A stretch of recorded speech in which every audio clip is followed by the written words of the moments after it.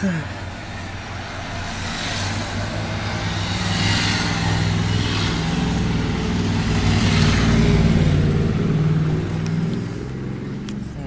the noise is gone. I've had a bit of bother with the clock on my dash. It's been going round and round and round all on its own, and it's been letting the battery down. So I've been trying to get the thing out. I don't know. It should be quite easy, really. It should. You just take out these two or three screws here, and up here, and up here.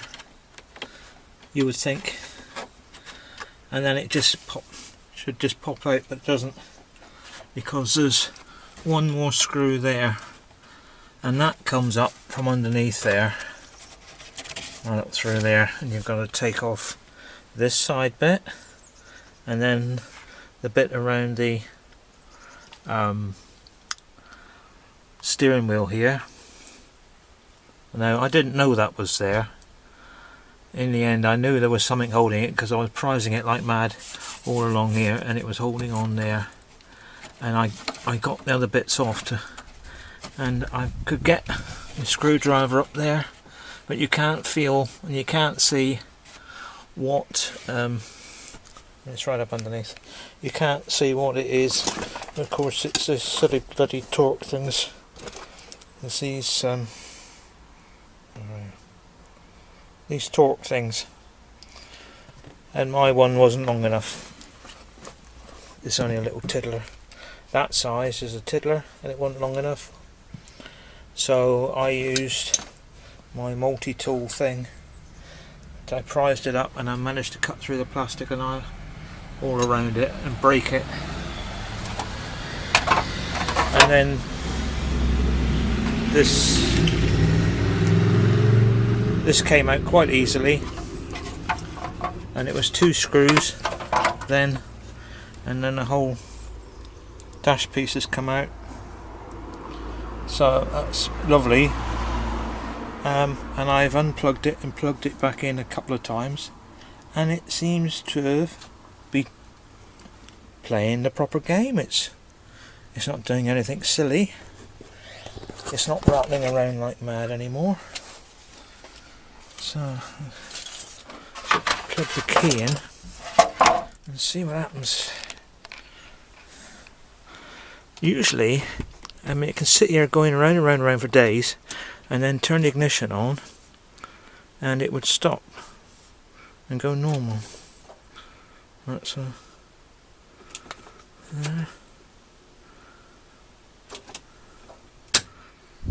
it's not making much difference to it. Now it would be sort of starting up and start rattling around by itself.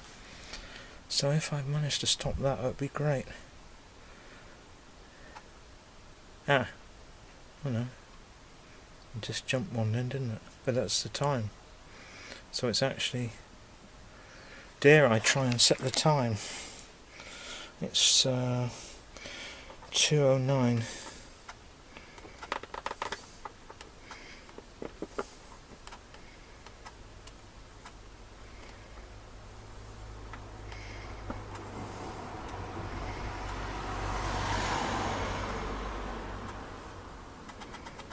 See, this is what it was doing all the time. It got stuck in this mode, or seemed to be.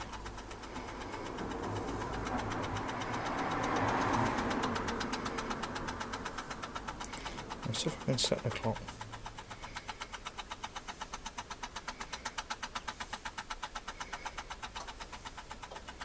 Right, there's 2.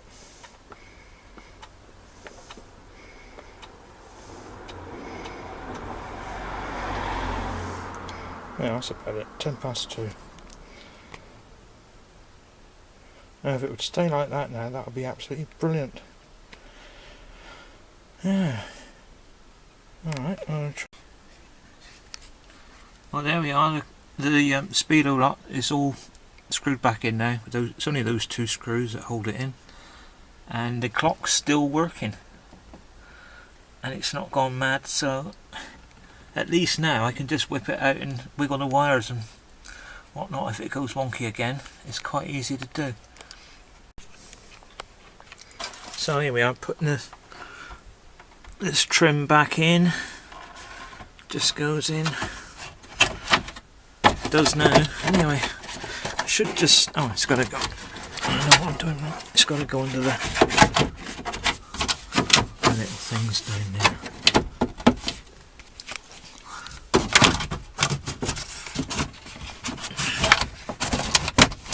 There we are.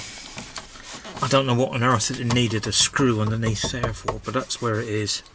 It's about here somewhere. It's one of these silly bloody torque screws. That's all. There we are. That's all it needs, is a couple of screws in there. I mean, there's place up underneath there. There's one up under. There's one there. There's one there and one here. And I mean, you don't really need it, do you? I'm not bothered anyway. It's an old banger of a van that I just use as a run around. It's 2004. Why worry? Great, let's stop that thing rattling around. It was driving me mad. Okay, this panel here has 1, 2. That's those two. There's screws there. There's another screw there which relates to that one down there, which I don't know if anybody bothered to put that back in, to be honest. That's the OBD socket, I believe. And then there's 2 more screws in there. Okay, all T20s.